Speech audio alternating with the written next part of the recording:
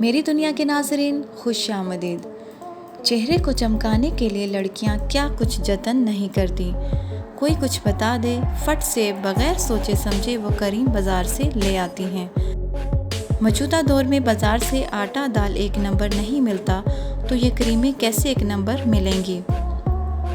मैं तो खुद इन क्रीमों को इस्तेमाल करके तंग आ गई थी। फिर एक ऐसी किताब मेरे हाथ लग गई जिसने मेरी ज़िंदगी ही बदल कर रख दी। पैसों की बचत भी और चीज़ भी एक नंबर। चले मैं आपका ज़्यादा वक्त नहीं लेती, आपको ऐसा आजमूदा नुस्खा बताती हूँ जिससे यकीनन आप और आपका चेहरा खिल उठेगा। वीडियो में आगे बढ़ने से कबल अगर आपने मेरी दुनिया को अभी तक सब्सक्राइब नहीं किया तो इसे सब्सक्राइब और बेल आइकन पर क्लिक ज़रूर करें। वीडियो पसंद आए तो इसे शेयर और कमेंट सेक्शन में अपनी आरा का इजहार ज़रूर करें। आप यकीन करें, कोई लंबा चौड़ा नुस्खा नहीं, बस सिर्फ 2 चीज़ें जिनका कोई साइड इफ़ेक्ट भी नहीं, किसी भी किस्म के दाग धब्बे हों, चंद दिन के इस्तेमाल से चेहरा चमक उठेगा। नींबू का रस बेसन में मिलाकर चेहरे पर लगाएं। ये महलूल कुछ वक्त के लिए लगा रहने दें। जैसे ही खुश्क हो, चेहरे को किसी अच्छे साबुन से धो लें।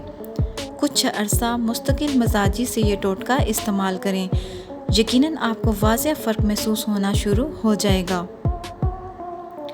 अगर आपको मैदे का प्रॉब्लम रहता है तो इससे भी चेहरे पर दाग, दाने और धब्बे रहते हैं। कोशिश करें तली हुई चीज़ों का इस्तेमाल कम से कम करें। मैदे को दुरुस्त रखने के लिए ठंडे दूध और दही का इस्तेमाल ज़्यादा रखें। यकीनन ऐसा करने से आप और आपका चेहरा खिल उठेगा।